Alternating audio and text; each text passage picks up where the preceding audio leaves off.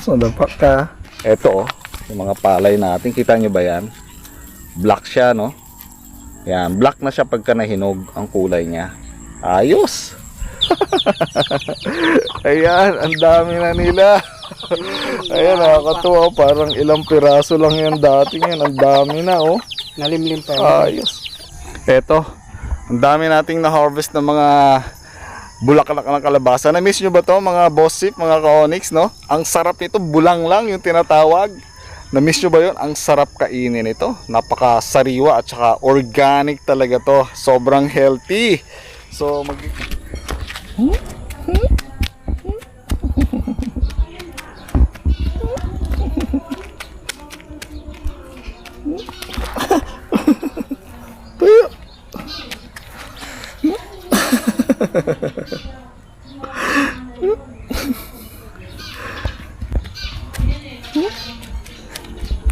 so, dapat ka. Careful.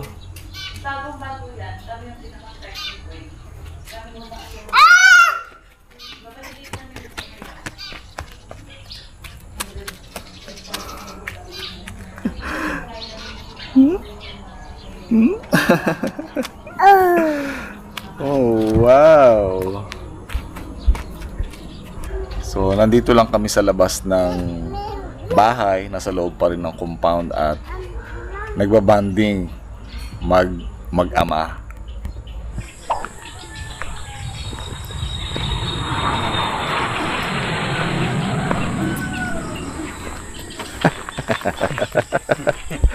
Yan, mga boss chief, ano, magandang umaga, magandang gabi kung saan man kayo ngayon naroon. Ito po si Boss Chief Mick Organic, ang version ni Kainags dito sa Pilipinas. Siyempre, tuloy pa rin ang buhay sa Philippines. Eto mga boss chief, no, nagpakuha tayo kanina ng buko kila Edwin. So si Henry pala ang kumuha ng buko. Ito na yung mga buko natin, oh. Yan, ang dami yan. Ilang piraso yan, Edwin? Henry? 2, 4, 6, 7, 10? Pito ay yung ano, nyug yun? Nyug pala yun. So yung nabasag, no, tinikman na ni Henry. Ayos, meron na naman tayong buko mamaya. Samahan nyo kami, magbuko ulit tayo. Hindi buko la, buko. Silipin natin mga boss chief yung ating mga palay na sinabog dito dati pa na hindi na natuloy. Kaya lang merong ilan na medyo tumuloy, ano. Ito, kita nyo yan. Pero yan, hindi na to naalagaan, ano. Hindi na to naalagaan, pero maganda pa rin yung mga uhay niya. Kung makita nyo, maganda pa rin, oh. Kaya itong ibang parte na to walang tanim kasi nga hindi na tumubo halos lahat. Pero may ilang tumuloy. Ayan, medyo pa ilan-ilan. So dito wala. So dito meron din. Tignan nyo to mga boss chief, oh. So hinog na siya, no. Hindi naman hinog. Medyo ayan, oh, black rice kasi ito, eh. Kaya medyo yung iba makita nyo black siya. Eto, oh, yung mga palay natin. Kita nyo ba yan? Black siya, no. Yan, black na siya pagka nahinog ang kulay niya. Ayos. So merong iba na nabuhay, medyo marami-ramin to, pero ang maganda rito hindi na natin to inalagaan. Kaya lang merong manok doon, ano, tinutuka yung mga siguro manok din natin yung tinutuka yung mga palay-palay na bunga. Ayan, oh, kita niyo yung mga palay, yung mga boss chief.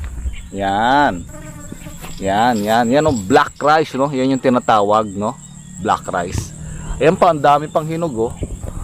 Okay, by the way, maalala ko nung bumisita ako minsan sa Bungabong Oriental, Mindoro. Meron tayong isang organic farmer na kaibigan doon na pinupuntahan, no, ng mga namimili ng mga organic black rice.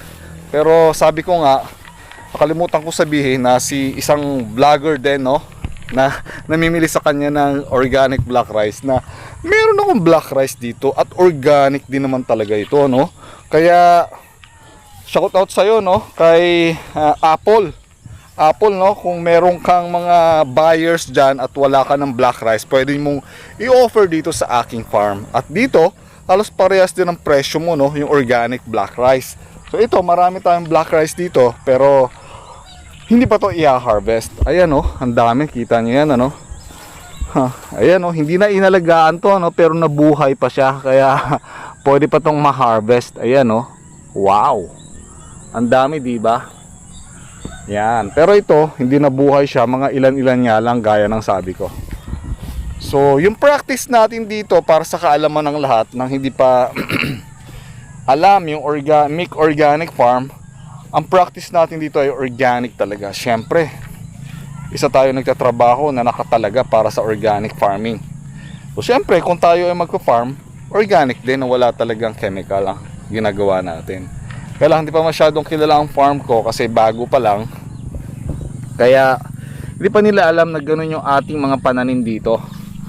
Tsaka, ang sabi ko kasi before, dati ano, ay hindi ko ibibenta yung mga palay ko, yung mga tanim ko. Pero, this time, pagka marami ang harvest ko, ay pwede ko namang ibenta. Actually, yung mga palay ko dito, mga boss chip, no, ay ginagawa lang natin ang pang sariling atin. At syempre, dinadala natin sa San Jose Occidental, Mindoro sa ating mahal na ina. So binibigyan natin siya ng, sinusuplayan natin siya ng organic rice, may white rice, black rice, brown rice, para meron siya makakain doon sa kanila na hindi niya na kailangan bumili. Kasi yan din yung madalas niya nire-request ano, organic black rice and brown rice. Pero pag dumarating doon yung mga kapatid ko, ang gusto nila white rice, kaya nagpapadala rin ako doon ng organic white rice. Yan. So marami pala mga kambing dito, mga boss chick, no?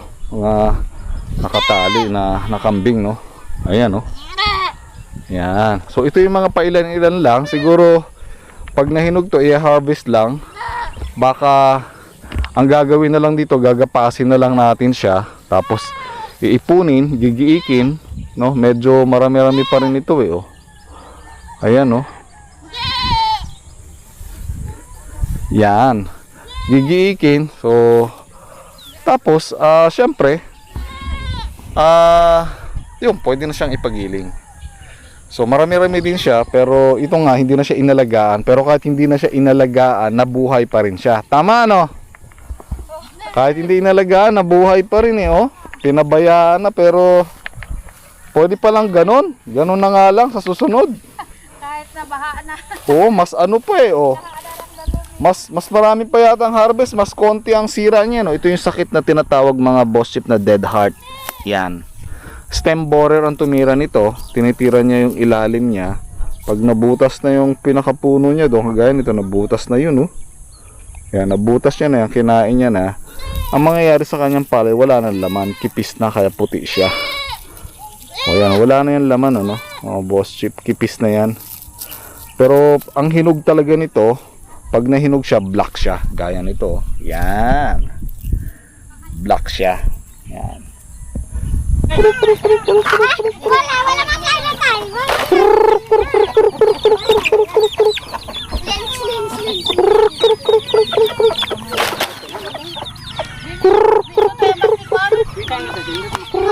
Yan.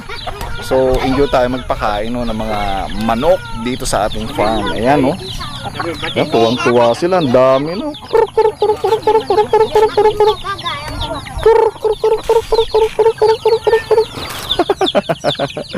Ayan, ang dami na nila. Ayan, nakakatuwa. Parang ilang piraso lang yan dati yan. Ang dami na, oh. Nalimlim pa. Ayos. Ilan yung lumilimlim pa dito? Meron pang ilan ang lumilimlim? Isa yung itim. Yun na lang ang lumilimlim. No. Lahat nagpisa na. Yung itim, ilan ang ano niya? Ang bunga. Ay, ilan ang itlog? Parang pipito. 7 lang? Konti. Konti naman. Parang amoy tinola na. Parang sinampulan na nila yan. Hindi pa naman. Amoy tinola na. Wow, ang dami na, oh. Grabe. Ayos. Pwede na nating sampulan to. Sige na yan, no? Dahil nandito na tayo sa farm, so syempre mag-harvest naman tayo ng mga gulay natin. Ayan, oh. Dami nating i-harvest ngayon, oh. Ayan, mga sitaw, ayan, oh. Yan. Tignan natin ha. Ito. Medyo maliit pa to, no? So ito. Yan. So mag-harvest muna tayo ng mga gulay natin. Kasama natin si Henry syempre. Yan. Lagyan muna natin to dyan. Yung mga hinarvest nating gulay, no? Yan. Ayos. Hindi pa yung iba, oh. Oo, dami. Oo. Ayos. Bakit na ano na to?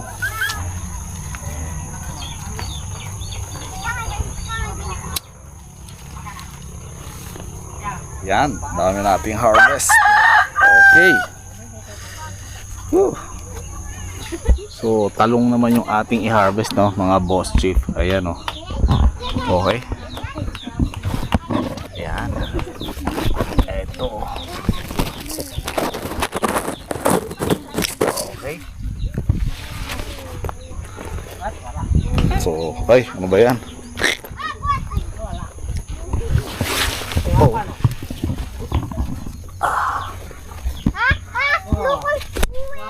Ayos. Ito.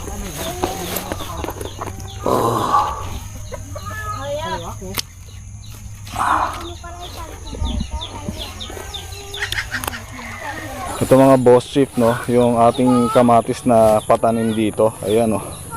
Medyo namatay na siya pero marami pa tayong makukuha. So, tingnan lang natin, oh, silip-silipin lang natin yung ilalim. Yun, oh. Sa ilalim, oh. Yun, oh.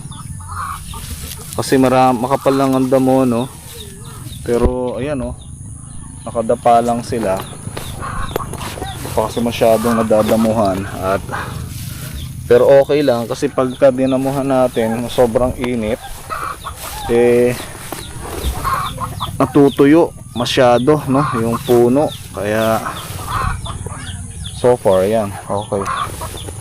San pa? Marami sila, oh. Kaya lang ito, yan, kuha natin. Ito din, oh. Para namang lagi na lang tayong harvest dito, no. Sobrang nakakatuwa na lagi tayo tuwing nandito tayo nag-harvest na lang tayo. Ayan yung mga nakuha natin, oh. Actually wala pa nga tayong pako, no. Ba't kaya hindi tayo binibigyan na ni Henry ngayon ng pako tsaka ng talbos na ampalaya? Kasi nakita nila habi nating harvest, eh. Ito pa, oh, mga boss chip, oh. Nakahiga na lang siya, no. Pero ang daming bunga, ayan, oh. Nahuhulog na lang, oh. Kita nyo ba yan? Ayan, oh. Diba? Ito pa, oh, nahulog lang rin, oh. Ito, lagay natin dyan. Ito ba? Sayang itong mga to, eh. Oh. Ay. Mga old na, pero ayos yan. Ito mga boss chip, oh. Makabagsak na talaga siya sa lupa din, eh, oh. Eh dapat ito kunin na natin kasi masisira lang, eh, oh. Ito ba? Nahulog na, eh, naapakan na lang, eh, oh. Umunga pa to, eh, oh. Alisan na nga natin to at baka wala lang, eh, masayang. Ito mga boss chip, oh. Dami pa nito, ayan, oh. Diba? Mga hinog na yung mga kamatis natin. Anyway, mura lang naman ang kamatis dito, no, mga boss chief. Siguro 40 pesos per kilo, pero hindi ko pa rin ipagpapalit tong kamatis dito kasi walang halong chemicals. Organic tong kamatis dito. Kaya kahit pang gamit sa bahay, kahit hindi primera kasi ang laki, pero napaka-healthy niya kasi organic yung ating kamatis dito. Ayos. Ito po, oh.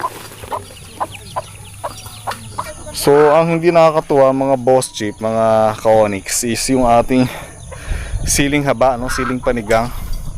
Hindi pa siya, wala tayong makukuha ngayon. Dati ang dami-dami kinakain daw ng mga manok.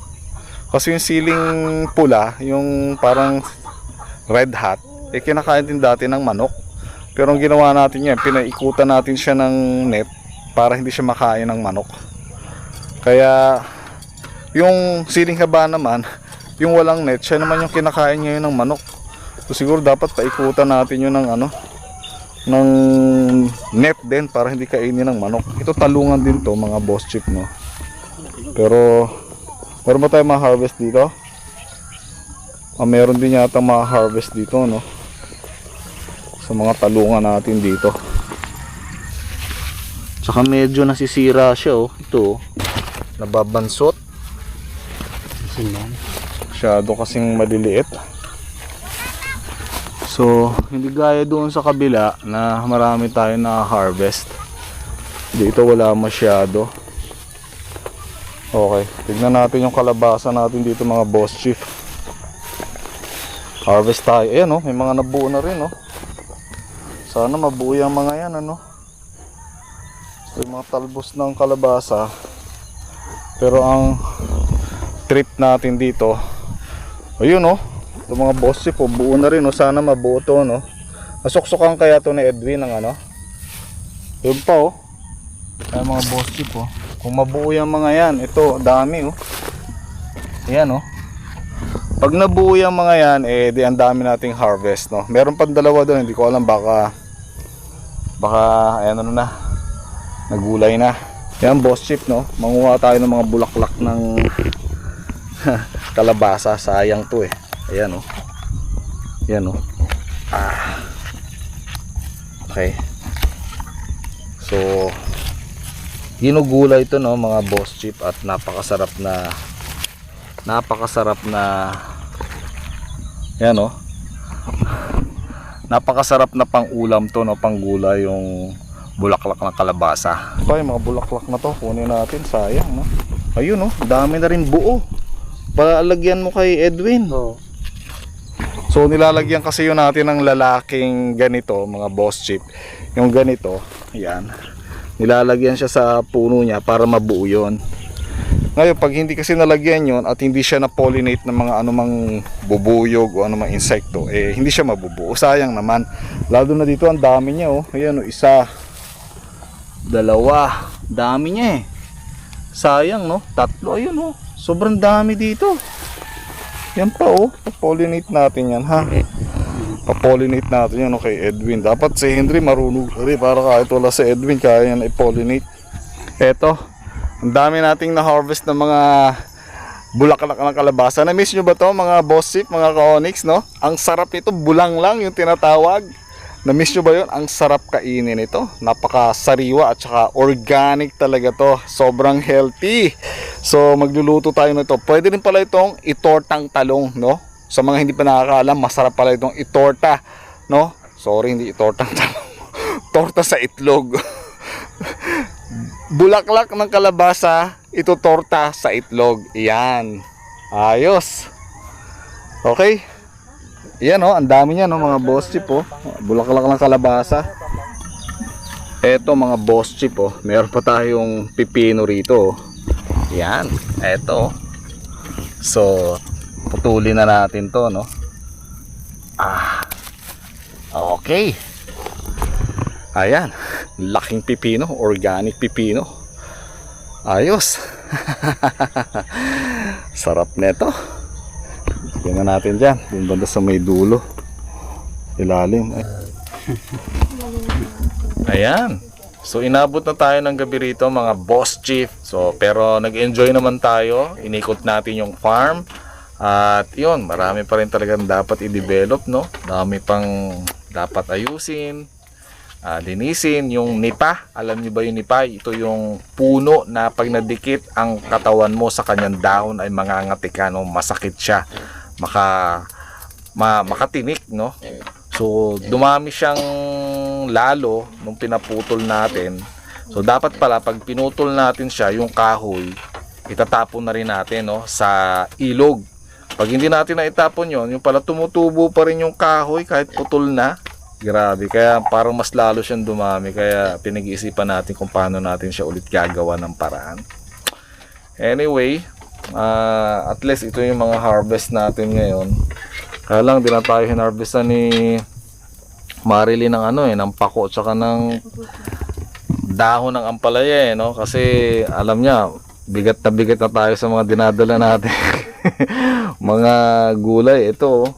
So, madami ang dala natin, bulaklak ng kalabasa. So, medyo hindi lang tayo kontento kasi yung ating siling haba, yung siling pula pa lang hindi natin na-harvest Pwede pa yun may habol. Harvest natin, sayang. Saan ba ako papunta ng So, hindi lang tayo naka-harvest ng siling haba. Alam niyo yung siling haba, yung panigang. Dahil kinakain pala ng manok yon, hindi lang yung red hat.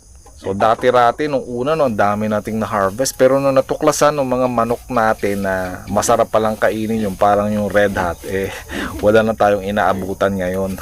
Laging ubos, baka bulaklak pa lang, maliit pa lang, kinakain na nila.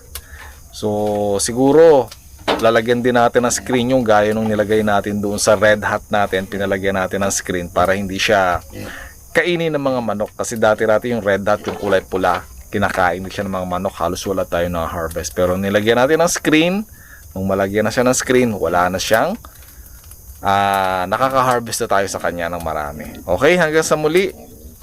So, yun lang. Hanggang sa muli. Maraming salamat. Don't forget to subscribe and share this video. Mga ka-Onyx, mga Boss Chief, maraming salamat.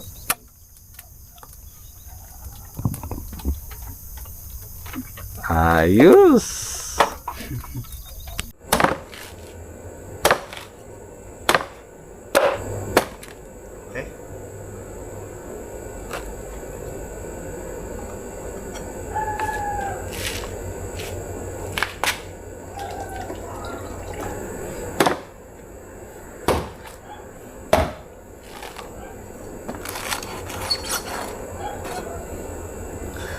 So, ayan mga Boss Chief, no? Ito na yung buko kanina na pinakuha natin doon sa farm, sa Mick Organic Farm. So, binuksan na natin siya. At eto, napakaganda ng laman niya. Tignan nyo. Ayan, no? Kita nyo naman yan, no? Talaga namang, wow! Eksakto ang laman niya, no? Pangkain talaga siya. At ang dami niya pang sabaw. So, 3 buko lang yung ating binuksan, pero punong-puno na yung ating pit shell. Nako, hindi na natin alam kung saan natin ilalagay yung laman niya. Ito pa yung binuksan natin kanina, Yan, Wow! So, eksakto lang yung mga laman niya, Yan, Wow! So, magsasawa na naman tayo nito sa buko at laman at sabaw ng buko, mga Boss Chief. Yan, samahan nyo ako. Enjoy natin yung fresh buko at healthy buko na galing sa Mick Organic Farm. Wow! Eto na mga Boss Chief, yung ating buko, Kinayod na natin. Siyempre, kinayod na natin yung laman at nilagay, hinalo natin dito sa buko. Ayan, napakalinamnam nito at napakasarap. Wow! Ayos! Siyempre, lalagyan din natin yan ng laman. Ayan, Kita nyo naman yan, Talagang napaka-perfect ng laman niya. Ayan, Wow. Isa pa, konti na lang. Iyan. Ipa natin ng konti.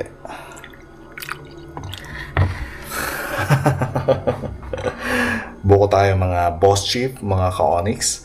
So, perfect yung pagkabuko niya. Eksaktong-eksakto.